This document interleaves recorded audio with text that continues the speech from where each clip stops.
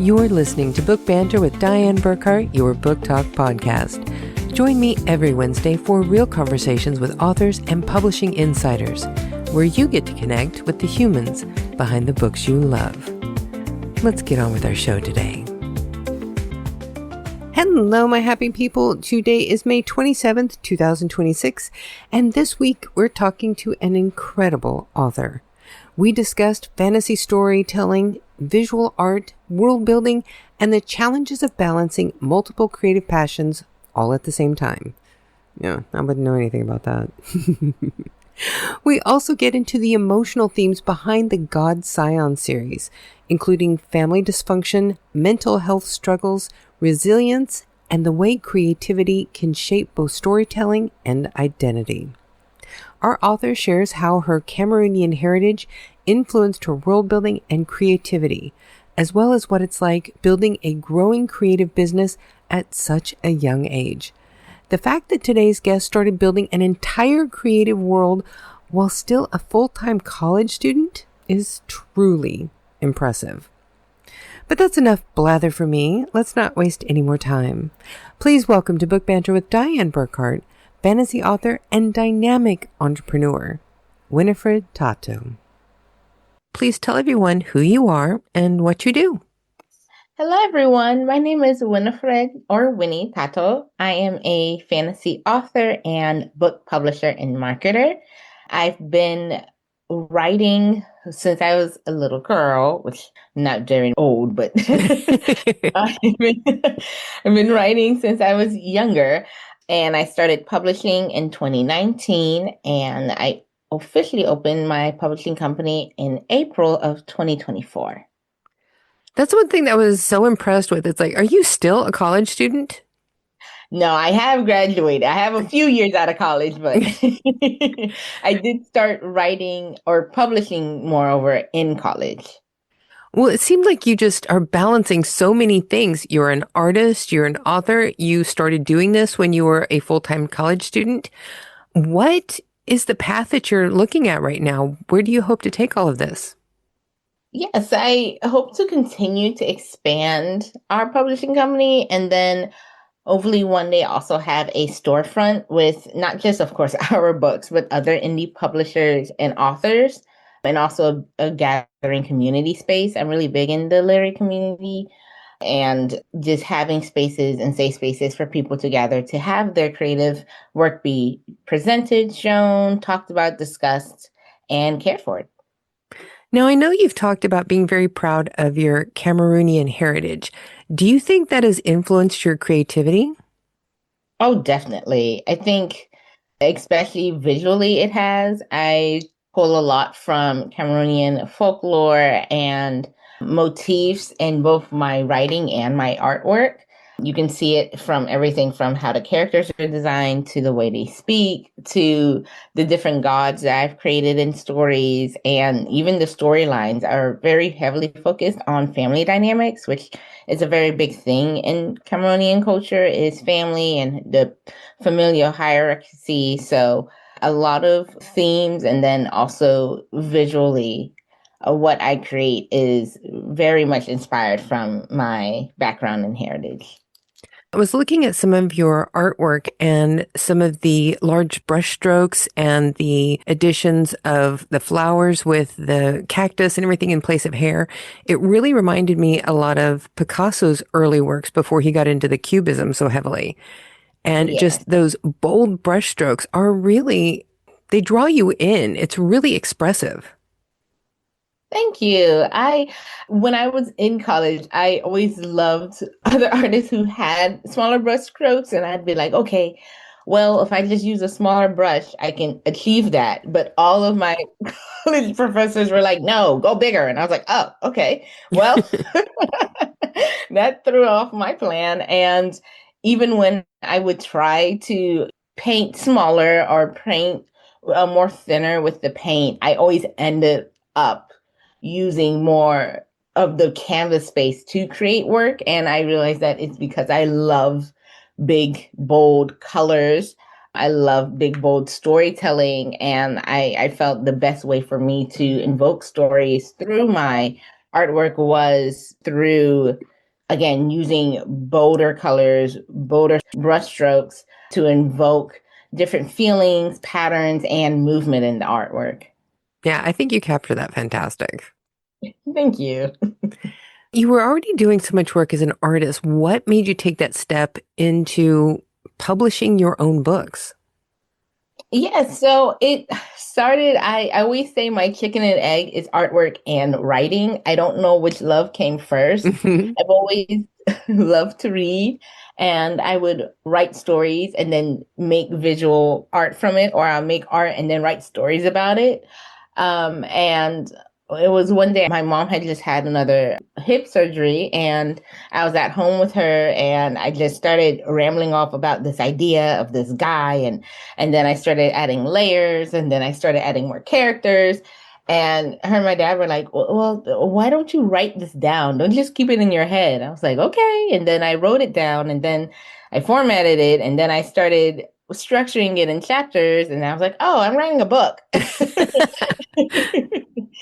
So it was, I do a lot of things. I just trial and error, but my trial and error is I set up everything, I organize it, and then I give it, and I'm like, okay, what do y'all think? And everyone's like, you're almost done. What do you mean? What do you think? Like, Did you ever consider even traditionally publishing, or were you just already set on publishing your own books?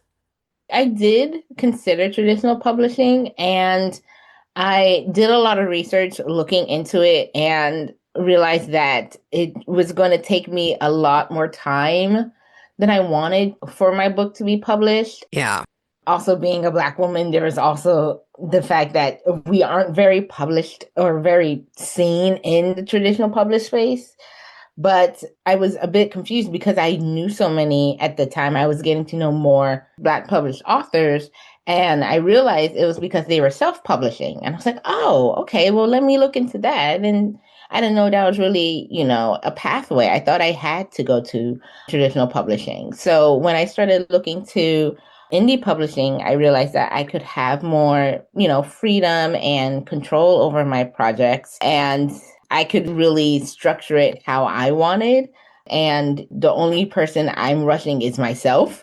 Yeah. So I really like that I got to have that much freedom in just every part of the process without having to worry that if I'm delayed, or if I'm not delayed, or if I'm rushing, or if I'm not rushing, or again having to wait to hear back. And I'm a very impatient person, so knowing that I would have to wait a couple of months, or I would have to wait for an agent to resend something back, it frustrated me because I now as a publisher I understand it, but Yeah. it was frustrating knowing that this could take 2 years, and then I'm like, well, I already have the book and I'm already getting it edited. I would love to be selling millions of books, but I would rather just have a book out there, and the millions will come later. So I really wanted to just put the art out there versus just looking more of the monetary value to it.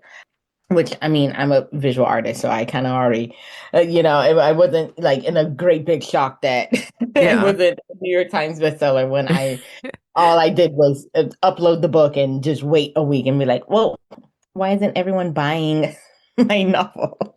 Because marketing, I had no clue what I was doing, but it really was like, again, having that sense of control and structure that I could build and cater around me and what I do, without feeling pressured to release or not release, or again start self-doubting my work if it's good enough, because I did get some rejections, and I didn't know how many more I had in me before Yeah. throw in the towel. But I think after I had about 15, and I said, well, it was either my book wasn't good enough, or they just weren't publishing, quote unquote, that style of writing. That was a very interesting way of I thought of putting it. But my idea was, well, even if I don't make any of the bestsellers at this moment, like, I just want to know that I was able to do this and put this work out here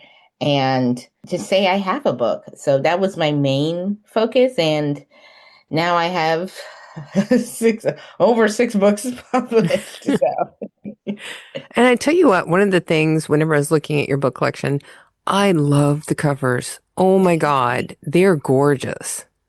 yes, shout out to kind of our main book cover designer, Launch. She's so great and she's so creative. I originally wanted to create my book covers, and as an artist will go, I got too much in my head and nothing was good enough. And I was like, this book is going to get published without a cover if I don't stop.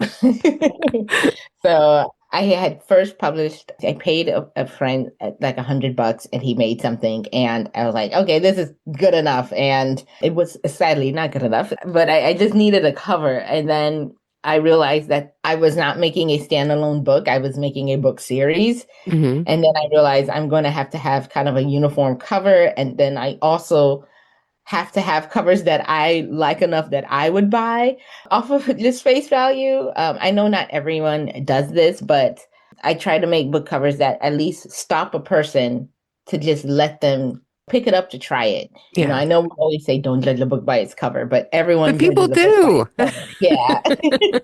And I was judging mine very harshly, and I was like, okay, I need to find another cover designer, and I found Launch, and she's been so patient with me and she's so great. And like I said, she does majority of the covers in our publishing company too, because she's just a powerhouse. And you know, we'll give her a prompt and she will push out like 10 different designs and we're like, whoa, these are all amazing. Can we just all do like specialty covers? This is But yeah, she does such a great job. And I think one of the things I'm always commented on is the book covers and then the book titles. So, because writing book titles is just as hard as writing the book. Yeah. And I think harder than writing a book is the book blurb. Oh, yes. Oh, yes. I dread the book blurb. Yeah. Even now, after writing so many and editing so many, I'm still like, I don't know how to tell you what's about how to get you excited without just giving all the book away. So Yeah. You obviously been talking about how your artistic side and your writing side kind of influence each other. If you had to, could you even pick the creative outlet that you find most rewarding? oh, I think that again, for me, it's like asking like a parent, like who's your favorite child? Yeah. It's so hard because they reward in so different ways. And I think they're both for me different mediums, but for me they also interconnect so much. And when people read my books and they say like they love and connect with the characters, then when like people see my artwork and they say it reminds them of people in their lives. Or there was one painting I did, and a friend of mine was like, this reminds me of my mom back in Ethiopia. And I was just like, oh yay, like there's a mirroring and the connection people have with my artwork and then people have with my books. I think it's, you know, my books feel more personal and connecting with the person, whereas the artwork feels more personal and connecting with the people in their lives, Hmm. and especially the women in their lives, because a lot of my work is very feminine and based in the mother figure and the woman figure. So it's about connecting to that human emotion or memories. So it rewards in different ways, but at the same time, the same way. It's Yeah. so, yeah. With everything that you are juggling, with being an artist and being a writer and trying to do your own publishing house and your own artistic company, putting everything together, what does a typical day look like for you now? So I start my days very early, at least early to others. I usually start around 6 in the morning, of course, breakfast and getting ready, checking emails. I work in over five different emails, which is so fun. But checking emails, I do monthly checks with my authors. So checking in with them, checking in with interns, then finding meetings or interviews. I usually have at least one or two a day. So I do that. If I'm writing for a book novel, I usually do that now more at nighttime. And again, just kind of working through like what needs to be done, whether it's checking for book statuses, whether it's ordering inventory, whether it's onboarding a new editor, just kind of going throughout the day of the tasks we need to do for the publishing company. And then finding some time in there to also set up for marketing, reaching out for PR. And then, of course, finding time to also make sure I'm feeding myself and Yeah. I was going to say, taking even with breaks. all of that, a lot of people forget you still have to do laundry and do the dishes and go grocery shopping and cook and Oh yes, yes. And I've now taken it like I will set out the month. I do it by week. So some tasks are daily, like dishes are daily. I sweep at least three. I hate dirt on the floor. So I sweep Mhm. at least 3 times a week. But other things like laundry or vacuuming, I kind of pick a week. Like this is the week we're going to vacuum the house. This is the week we're going to do all the laundry. And then thankfully, my house, I have a nice backyard, so I get to sit outside and we have a pond, so I can sit outside and do work. Oh, nice. Yes, I love doing that. So, I'm getting outside or sometimes in Charleston, we have a really big food culture. So we have a lot of great cafes. Sometimes I just go out and eat lunch and, do work at a cafe. I used to do it with my friend, but we'd never get any work done. So, um, but it's very much like still finding ways to, move myself, remove myself either from like the confines of my office or again, going outside or traveling somewhere to do work. So I'm still like, interacting with other people. Or I think because a lot of times people don't realize writing is it can be very solitude, and it's something that it's not really like you don't really need to do with other people. Of course, some people do like writing groups or power hours or workshops, but writing itself truly is very much, you do it by yourself. It's sometimes your editor or you're editing, you're not really with other people. So traveling, going out, sunbathing, if you will, kind of helps me one, stay sane, and then also not stay in like my own self-contained bubble, because I think being out in the world also helps my writing because you get to people watch and you might get ideas, or you see someone who has a really cool outfit and you get an idea for a scene later on. Or again, life is just happening around you and you're like, well, okay, that would make a great dialogue piece. Yeah. So I think that's one thing that helps me a lot, is that I do still purposely make time to rest, to be active, to relax throughout my day and throughout my week. That is something that a lot of people don't realize. You do need to make time for yourself because if you don't, you're going to crash hard. Oh, yes. Yeah. I learned that the hard way my senior year of college. I was like, yeah, I can't do this again. Yeah. But I know how I am. And I work heavily on like schedules and time. So what I started to do, I was like, okay, well, I'm going to put out a block of time in my calendar, or no, from like this time to this time, you're going to rest, or you're going to put the phone down, or you're going to read something else, or you're going to dance, or you're going to do yoga. Because I know if I don't do that, I just will keep working. But Yeah. now that I'm technically like tricking my brain, like, hey, you're doing what's on your schedule. Like this is scheduled. Like you're not just lazing around, or I don't want to say lazing around, but you're not getting off track with work. Like this is part of your day. You have to do this. So Yes. that helps me. And again, now I'm relaxing and, I'm not overworking myself, because I purposely put time to breathe and rest. Yeah, we had to actually force ourselves to do that. My husband and I both work from home, but Okay. we both work like 12, sometimes 16-hour days, and we don't see each other. Even though we're in the same house, we're in different parts of the house, and we're both just working all day long. So we started out a long time ago that we have a date night. Fridays, everything shuts off at 5, and we go and do something together. Yes. Oh, I love that. It's like if we don't, we'll never see each other. And we just, make a point to always do that. And there's no excuses. You cannot miss that. Yes. But yeah, I think again it helps because it's tricking your working brain, especially when you're someone who does work a lot. It's making like, okay, this needs to happen because it's on the schedule and it's set. So again, I know sometimes, creators, you might feel guilty with stepping back because you're like, oh, but I have so much like things to do. Like there's never something not to do, Yeah. So at least for me, like putting that time, because when I would just take a break without it being said, my mind would be like, you do know you have like 4 more chapters to write. You do know you have like some emails to go through. You do know. So now putting it on the schedule is like, oh, no, no, no. This is part of the day. Like Hmm. you have set this out. This is part of the day. Everything's going according to plan. So that helps, my mind not, spiral into like, yeah, you need to be working. Like, what are you Well, doing? and don't you ever find though, sometimes if you're like stuck on a part of the story and you just keep thinking about it and you can't come to a satisfying conclusion, whenever you take those breaks, sometimes whenever you get your mind off it, that's when the ideas come to you. You're like, that's how I solved that plot problem. Yes, absolutely.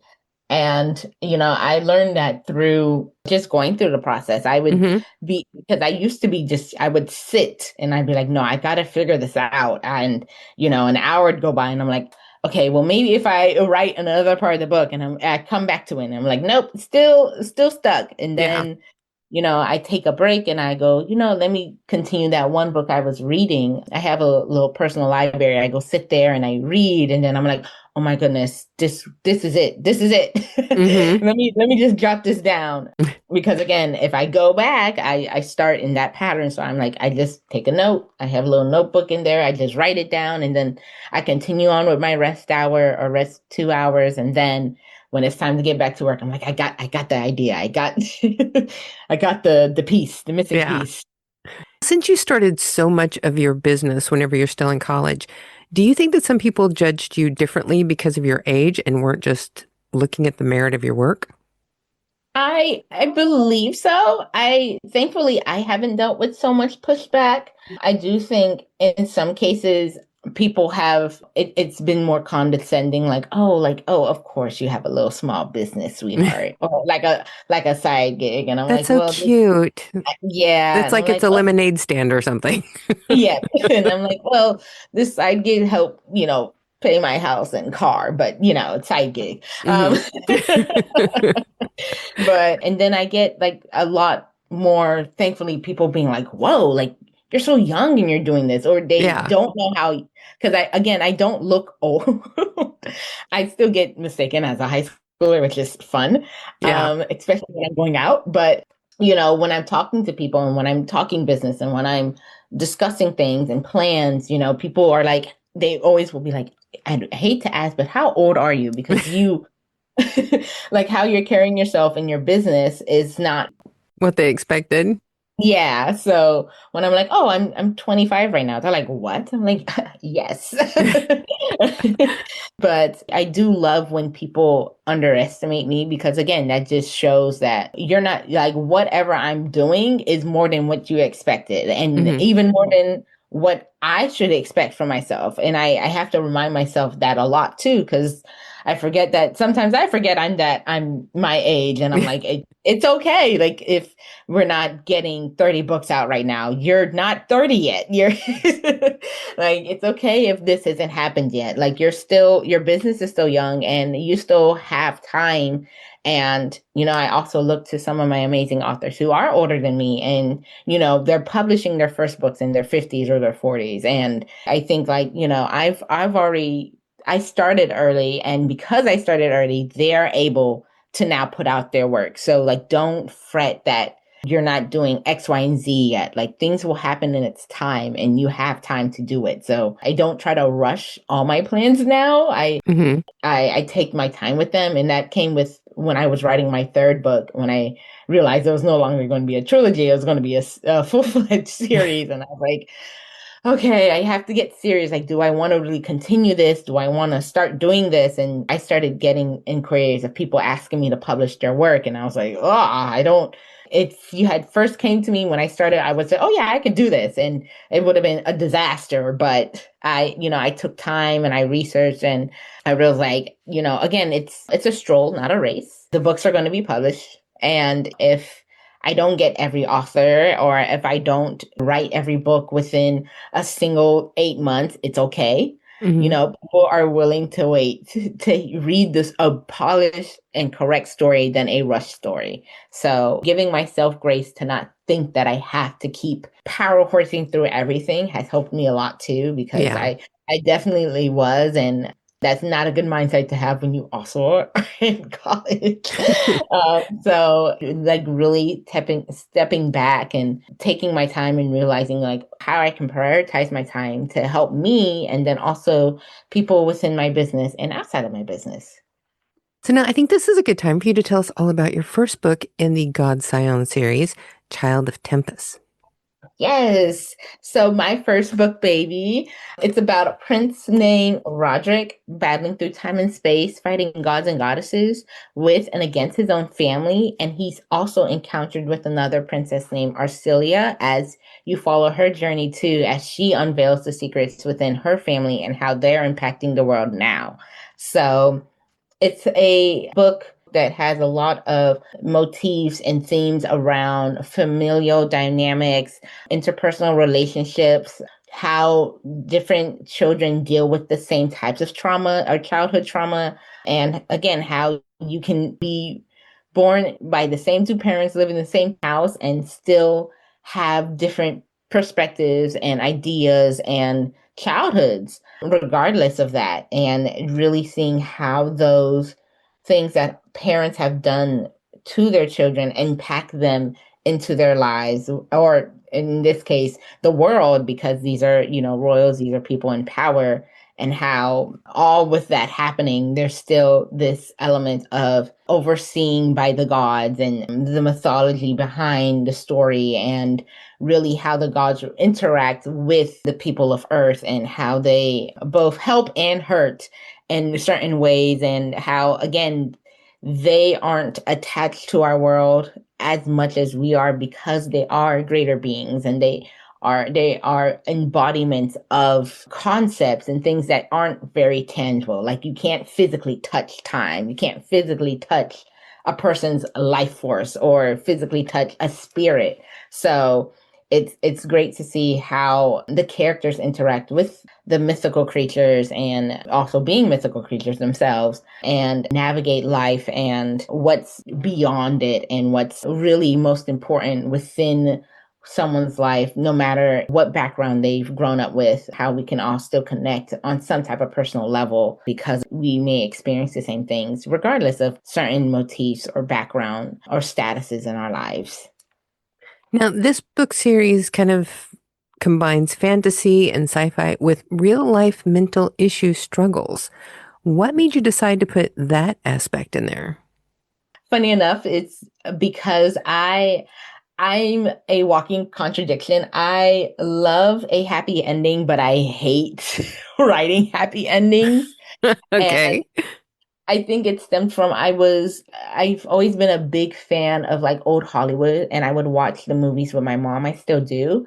And with that, I would read on the characters and the Hollywood stars. And I think one that really impacted me was Judy Garland. And Hmm. I think, she just was such a talented woman, and reading and seeing how truly sad her life ended and how she went through so much since she was a child and still gave so much to the world and to people and to creatives while still suffering both in silence and publicly.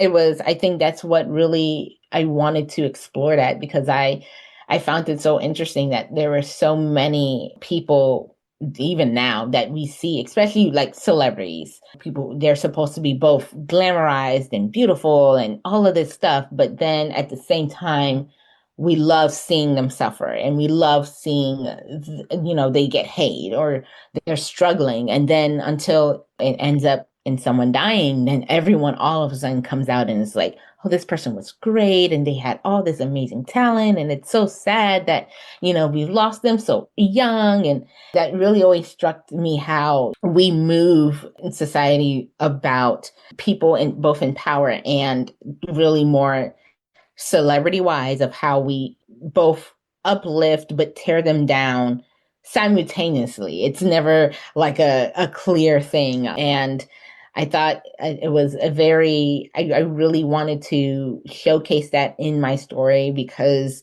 a lot of people use fantasy for escapism. And I was like, no, I want to pull people, I want to pull you back to reality. So now, how many books are actually published already in the Gods Scion series? Yeah, so we have 5 books right now, and the final book comes out this August, Legacy of Lies, and then I should be done with the series. So do you have any plans for anything to come after this? Oh yes, I, I don't think I know an author who doesn't Yeah. always have. I was like, oh no, I have 5 more backup keys in the pocket. Hmm. Don't worry. But yes, I have a few more series that I'm working on. We just started doing anthology series for the publishing company. Yeah, but I do have, of course, still very methodical book series coming out. One with a death goddess who can kill other gods. Then there's a vampire series that will happen, a pirate mermaid in the works. So there's a lot of things kind of circulating around in the Winnie sphere when it comes to writing. Those sound fascinating. We'll definitely be having to watch and see what you publish next. Thank you. So now seems like the perfect time to do our 5 quick questions that never turn out to be quick, but I'm just really nosy and like to ask them. Yes, So are you ready? I am ready. Question 1. I know you have tattoos. What is it about tattoos that appeal to you? Oh my goodness. So I love tattoos because it makes me think I'm a walking coloring book. Um, and I think it's also I kind of see them as like I forgot what it's called. Is it like a family crest where, Hmm. like back in times they used to have like the family name and then they would have symbols to represent it. I kind of wear my tattoos like a Winnie crest. It's like they symbolize things about me, about what I'm passionate about, what I love, who I am, and how I see the world. So it kind of goes between like being a coloring book for like children and myself, and then also like having all this deep meaning and personal love and care about myself and wanting to express that and show that to the world too. My husband and I are both fans of tattoos, so we have our own. And funny that you would say that he actually has a large family crest on his arm. Oh, Yeah. So question 2. You describe yourself as an artist, an author, a blogger with a passion for creating. Is there any artistic outlet you've always wanted to try but haven't yet? probably singing. Hmm. Though I can't sing. So there's a reason I haven't tried it yet. But there are so many things I've done creatively and kind of like seeing where I would land softly. Hmm. I've done everything from wood burning to crochet to glass making to tile mosaics Hmm. to clothing, fashion design, designing, sewing, blanket, quilting. So I've done kind of so there's if there is a creative endeavor I haven't done, of course I want to do it. I love art and I love different crafts and being able to make them. So there's a little I haven't tried yet, but if there's always something I see like come up on Instagram or something, I'm like, I've never done this. I want to try this. So I'm always open to knowing and learning, even if it's for a week or a month, just being able to say, I got to do this and Hmm. I loved it or I hated it and I can't do it ever again. Sorry, glass blowing is, yeah, that I'll leave that to the professionals. So question 3. You have been very open about struggling at times and falling sometimes along the way in your path. Do you think that failing can sometimes be an essential part of learning? Oh, absolutely. I think if we got everything right the first time, we wouldn't have anything to really show or be proud of. I Hmm. think if it was always so easy, everyone would be doing it and it wouldn't feel as rewarding or as personal as we do now. I think especially like when I was republishing the first book, I was sad. I remember going online and I was in one of my Facebook groups and I was like, I think my book sucks. And I don't know what I'm doing. And they're like, people came out and they're like, listen, like it's okay to not be where you want to be, but Mm-hmm. know that there's always the possibility in time that you can get there.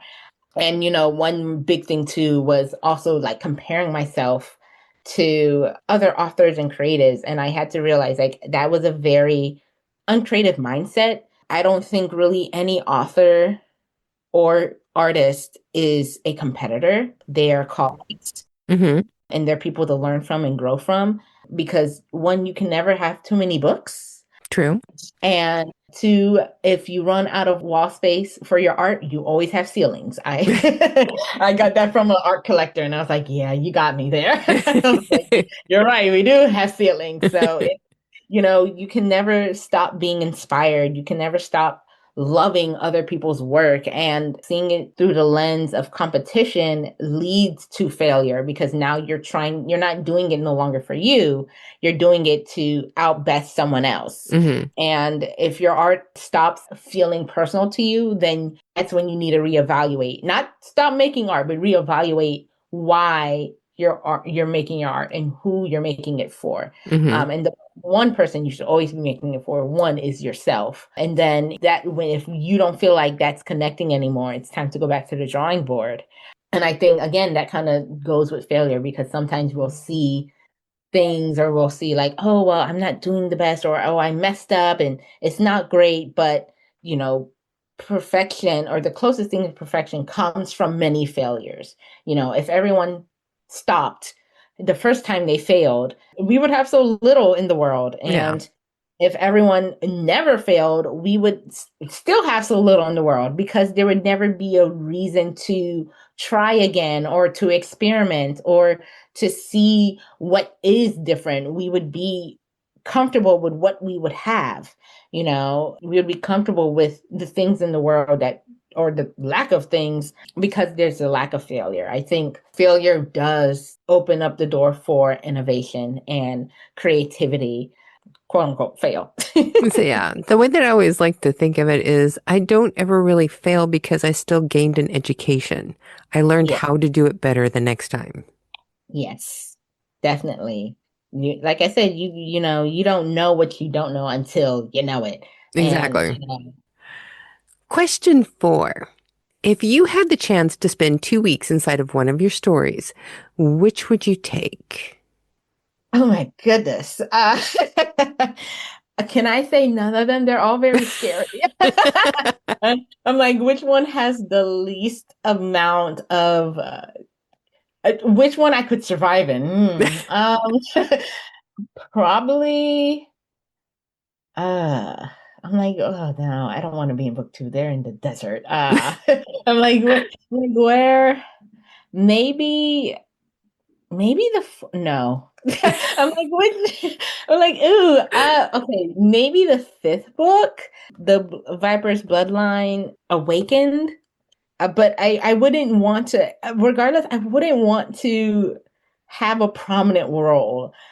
The problem is, though, is that even people who are not prominent, everyone suffers. So I'm like, oh, maybe I could be like a kitchen, like a royal palace chef. Like they don't think they get it too bad. Like I Maybe would have just go find a cabin in the woods and wait it out. yeah, yes. And then of course then that would be the woods that get set on fire because like a dragon appeared and So that just makes your book sound more intriguing, though. yes. Your final question. We are asking everyone the same question this year because we're going to put a database in our year-end book buying guide, Book Banter magazine, of all of the answers from the authors from this season. So your question is, what do you think is the best book-to-movie adaptation that you have seen to date? Ooh, that is a hard one because there's not a lot of them. I think I'll have to go with The Hunger Games. Oh, yeah, Um, they're good. they did really good. Of course, as someone who read the books and as usual was like, wow, the book is still better. I think they stick fairly close to the source material. I was a bit bummed out in the first spoilers for anyone who hasn't read the book or watched the movie, even though you had time. It's been like 10 years now. But when Peter originally in the book, I believe he was disabled. Yeah, he was disabled, his leg. Mm-hmm. And in the movie, they just kind of like put the little leaves on it, and they're like, "Oh, the infection's gone magically." And I remember me and some people were like, "What? That's like, wait a second, that's not what happens." So, but I think, yeah, outside of that, there's always going to be nitpicks when you're adapting from one medium to another, regardless of what it is. But I think Hunger Games did a solid job. So I definitely have to agree on that one. That was very well done. Yes, yes. So now why don't you remind everybody who you are and where they can find your work? Yes. Again, my name is Winnifred or Winnie Tataw. I am a author of fantasy and fae, and then a book publisher and marketer. You can find me in a multitude of ways. I'm just going to go down the list. So I do still have the winsbooks.blog website. So that is a author resource website. We have over 300 blogs about author content, writing, publishing, different types of genres, what paranormal versus horror means. So winsbooks.blog operates as both a marketing center for authors and also a resource center for authors to use freely. winsbookspublishing.com is, of course, where Wins Books is housed, the publishing company itself, where we have genres of all kinds, everything from thrillers set in the 80s in Charleston to women rage books about Black and Indigenous women and Caribbean women and folklore and horror stories, to my fantasy novels, to memoirs about love and loss and getting through that, and anything and everything in between. We also open up submissions April 1st to October 31st of every year. Then we have, lastly, or two more things, The Writing Fae, which is our literary magazine that is fae and magic inspired, brought to life. So you have everything from poetry, short stories, photography, artwork, author interviews, all in this very fun and magical magazine that is quarterly. So it comes out every quarter, with March being the first of the quarter for the year. And lastly, we have Wins Artistry, where you can find all my magical artwork, paintings, commissions, jewelry, accessories, and more housed on that magical site. Again, that's on winsartistry.com. And you can also find me on Facebook, Instagram, Twitter, YouTube, all under Wins Books or Wins Artistry. If it's not under one, it's under the other. And yeah, I hope to see you guys on my little magical plane of existence. And of course, as always, your social media links will be available in the description of today's podcast, and you will also appear in our year-end magazine, Book Banter Magazine's year-end book buying guide. So thank you. This has been so much fun. You are a great interview. Oh, thank you. This was great too, Dianne. So there you have it, folks. That was my conversation with fantasy author and entrepreneur Winnifred Tataw. I really enjoyed speaking with Winnie about her numerous creative projects. The fact that she started building her business so young is just beyond impressive. So if you enjoy fantasy worlds filled with magic and emotional complexity and complicated family dynamics and love to support ambitious young creators building something unique, make sure to check out Child of Tempus and the Gods Scion series, and follow Winnie wherever you can. Now, coming up next week, we begin our summer read suggestions with a fantastic sweet romance, Brewing Love by Kay Wagner. Kay creates emotionally rich stories about strong, independent women who discover that success and love do not have to compete. So if you're interested in a sweet romance for your summer reads, be sure to check Kay out in her episode next week.